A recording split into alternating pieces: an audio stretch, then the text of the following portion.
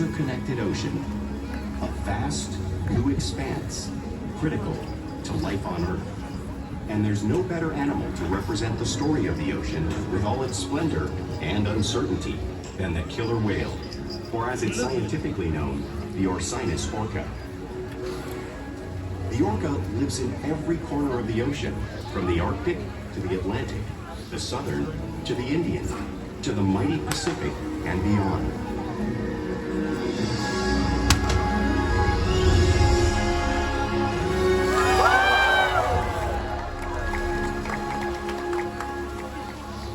This whale's story is the ocean's story, and it is one we all share.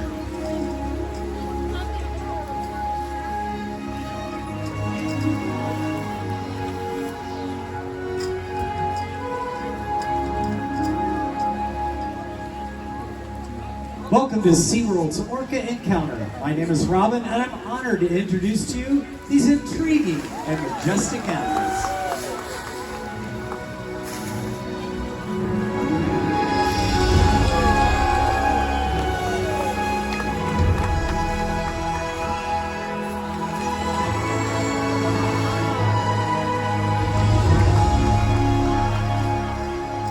There's nothing like seeing a killer whale up close and learning about them and their natural behavior. We hope this Orca encounter will leave you with a better understanding of these incredible animals and all they represent.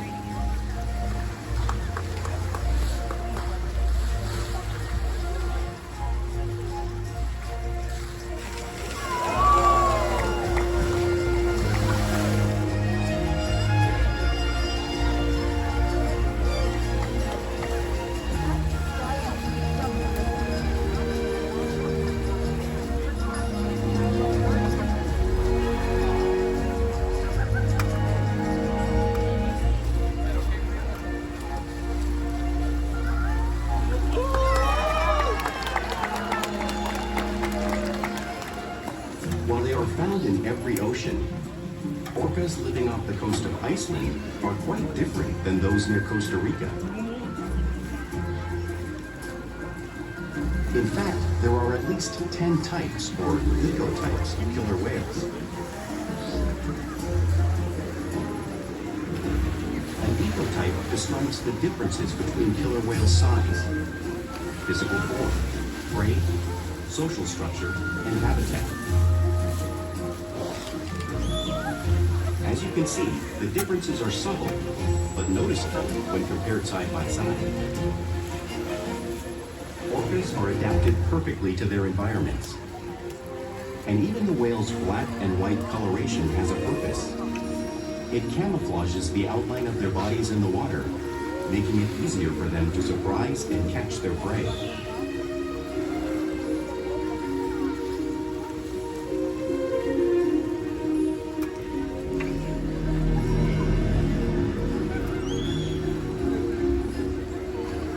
When viewed from above, the black of the whale blends in with the dark depths of the ocean.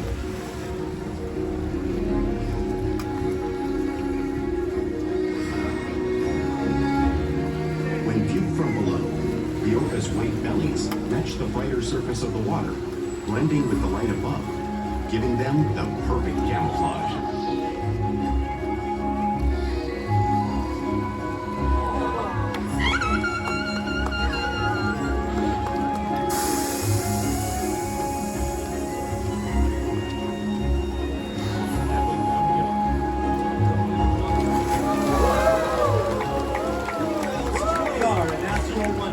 And right now, Nakai is going to help us demonstrate to you some of their physical characteristics.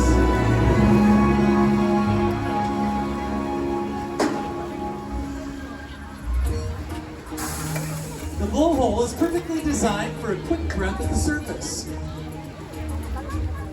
Even the location of their eyes works to their advantage. It looks as if the eye is located in the white oval area, but that's just a visual distraction. The eye is actually located in the black area, just in front of that white oval, camouflaged from thrashing prey. The fin on the back is called a dorsal fin and helps to stabilize the orcas when they're swimming fast, and it also helps regulate body temperature. The flippers on the side of the body are called pectoral flippers and are mainly used for stopping and steering. If you were to look at an x-ray of one, you'd see in it that it has a 5-digit bony structure similar to the human hand.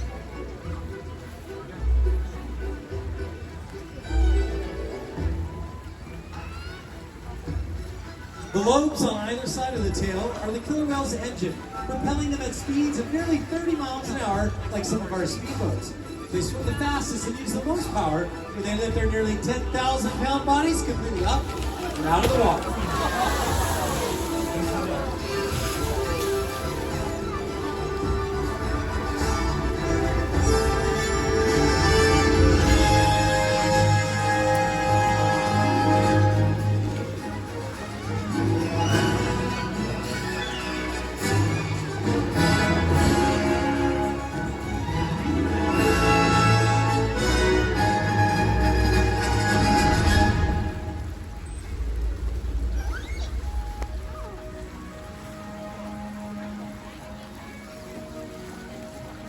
Killer whales are highly social animals with a well-defined social structure.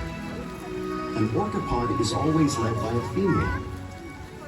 Though just half the size of her male counterpart, she is in charge. It's all about attitude, not size. Because they live and work as a group, orcas need to communicate with sounds and body language. Orcas use clicks for echolocation or navigation.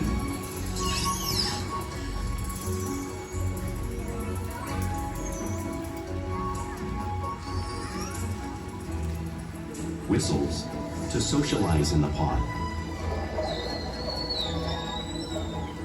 And calls for group coordination and hunting.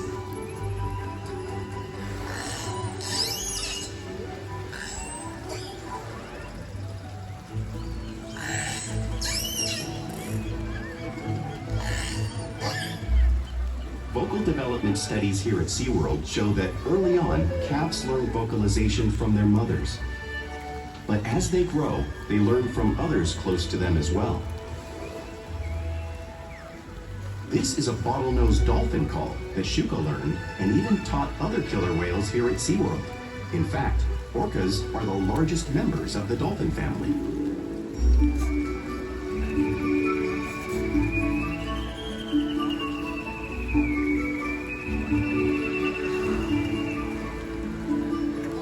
Whales here and in the wild use vocalization to communicate all the time. Like all animals, killer whales also use body language as a form of communication. For example, a pectoral slap is used to show dominance and to help them get noticed. A mother may even use a pectoral slap to help get her calf's attention.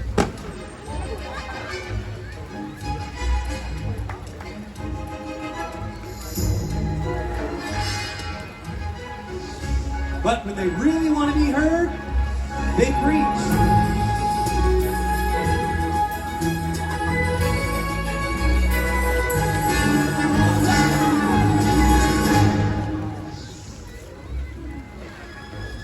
Spy hopping is how killer whales coordinate and get a better view of their surroundings while they hunt.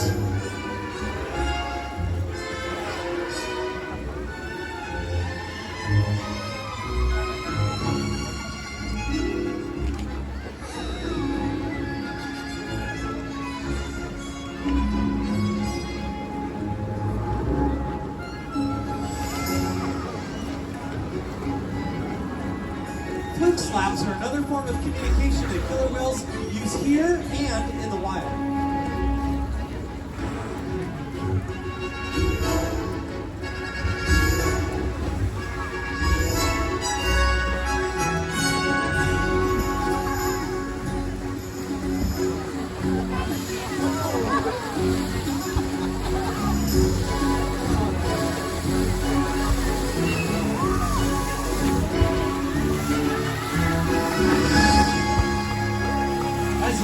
Killer whales are great communicators, so it's no wonder they're at the top of the ocean's food chain.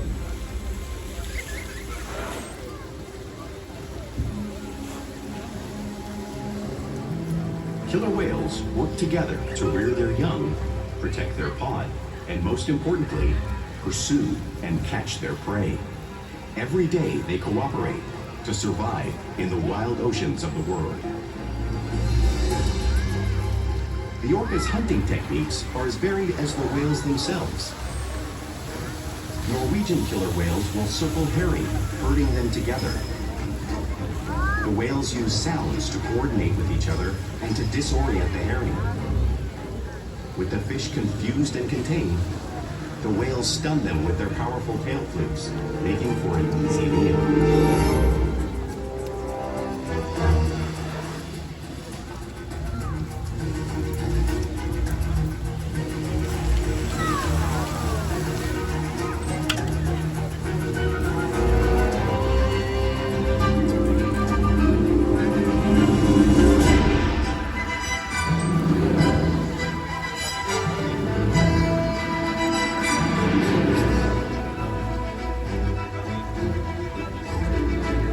Whales in the southern hemisphere have learned how to capture sea lions by pulling them right off of the beach. Watch as Nakai, one of our male killer whales, shows you a similar behavior right here.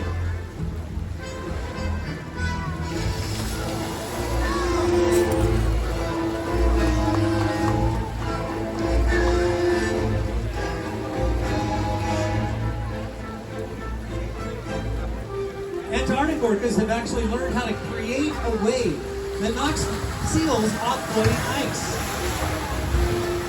Our whales have learned how to make a similar behavior, demonstrating one of the many complex and impressive hunting abilities killer whales have learned around the world.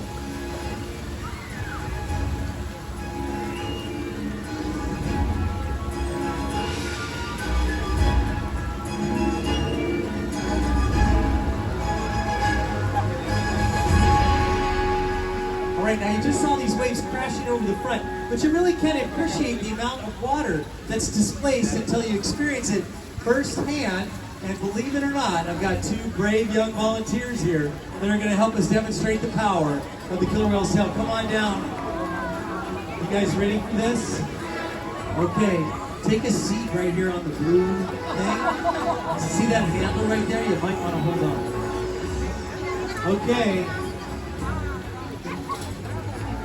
Fantastic. Now the killer whales can do this and demonstrate this ability and the power of their tail many different ways. We've chosen a very special one called the wild thing. I'm going to get out of the way.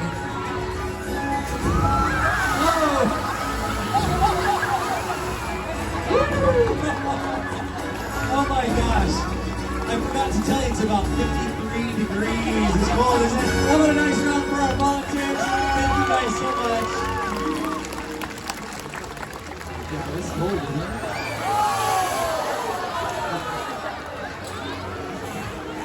Now, because killer whales live in all oceans of the world, it's no wonder that they hunt on a wide variety of prey, including other whales and dolphins. Look at the screen right now. You see the blue whale appearing? That's the actual size of a full-grown blue whale, the largest animal on the planet. You know, they're 5 times longer and 50 times heavier than our killer whales. So how does a whale this size hunt a whale like that in the wild? It's only possible because killer whales are the ultimate team player.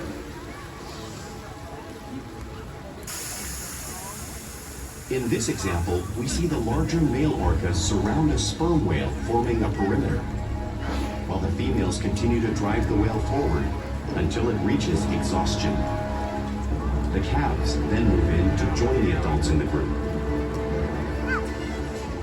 Whatever their prey, killer whales always cooperate and hunt together, making them a highly successful predator.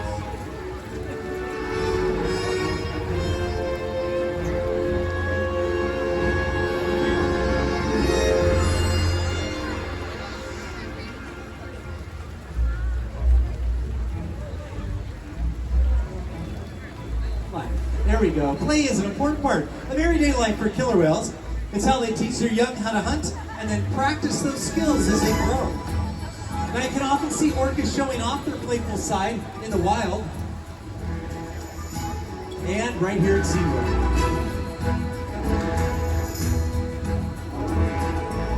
Porpoising is when killer whales swim fast at the surface, breaking out of the water briefly.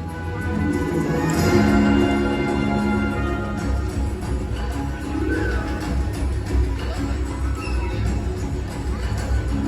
can see them doing this with catching a ride in the wake of the boat or even surfing in a wave.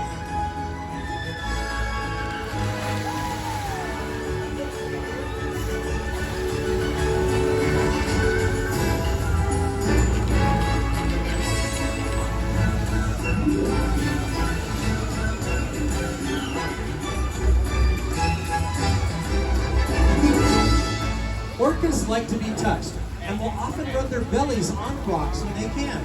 We also see our whales doing all different kinds of rubbing behaviors all over the facility, just like the whales in British Columbia do.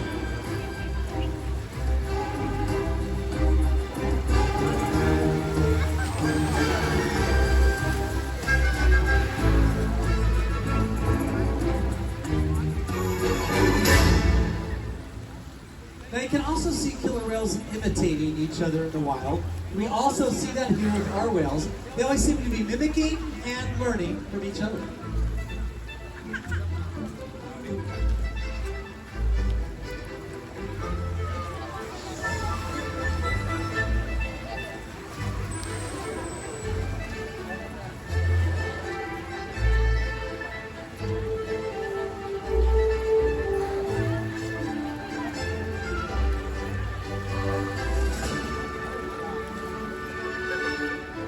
Playful behavior has a purpose. Tail whips are used in hunting to stun fish. But today, these whales are going to continue to stun all of you guys.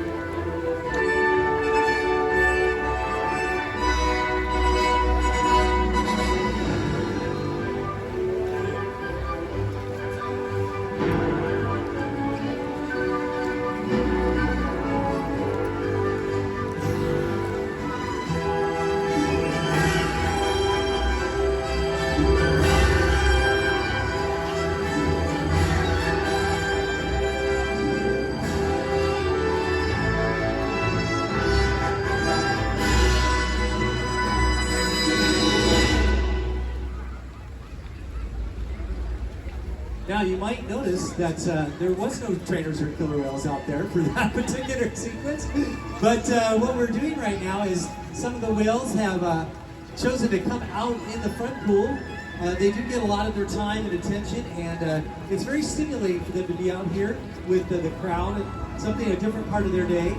And so we wanted them to go in the back and switch to the other side. We have actually 9 killer whales that live here at SeaWorld. So sometimes you can see that things don't always go super smooth, but that's all right. And you know what's really cool about the way that we train the animals here? When something incorrect happens, we just go on. We don't bring any attention to it. They actually have don't have a no in their environment. We don't tell them no or anything like that.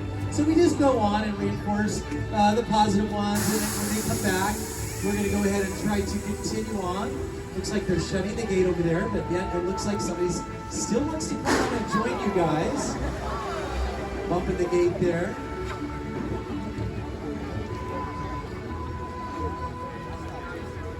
So these are some of the fun things that we get to deal with here at times, and it's actually very interesting because we have 9 different killer whales, all very different personalities. We actually have 5 males and 4 females.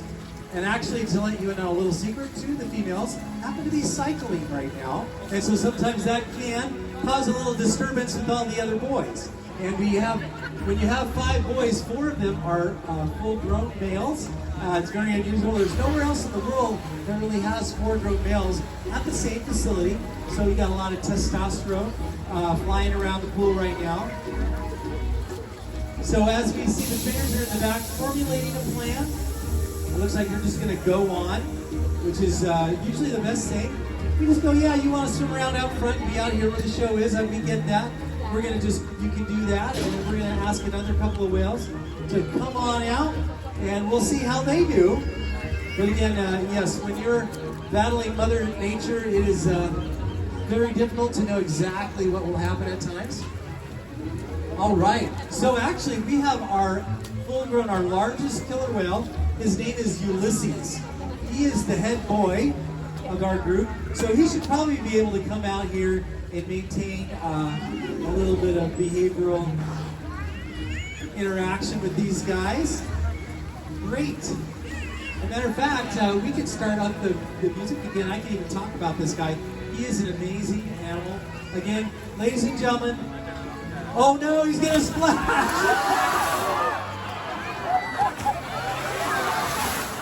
It's already raining.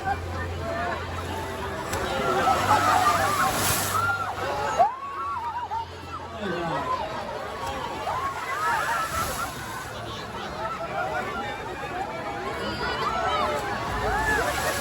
The whales here at SeaWorld have kept killer whales in the wild by participating in many research studies. One ongoing study monitors the whale's heart rate and breathing to understand how marine noise pollution from ship engines and other sources affect wild populations. In another study, scientists from NOAA, the National Oceanic and Atmospheric Administration, took measurements of the killer whales living here, including pregnant whales. By comparing these measurements with grown scientists were able to monitor the wild population's nutritional and reproductive states.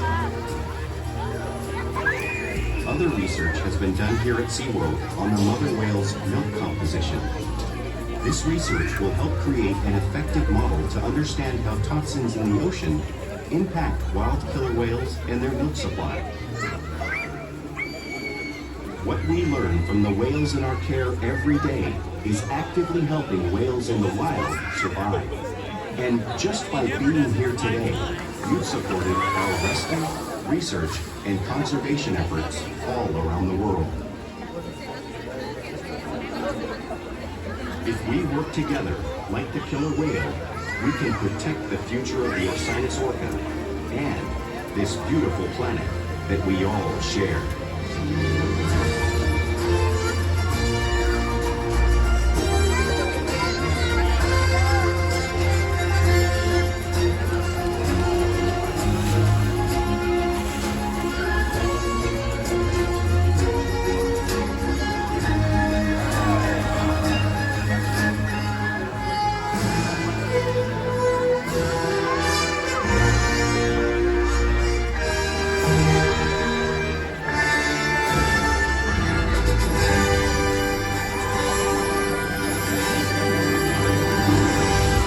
Thank you all for joining us today at SeaWorld's Orca Encounter. We hope you gained a better appreciation of these amazing animals. Have a great rest of the day in the park, everybody.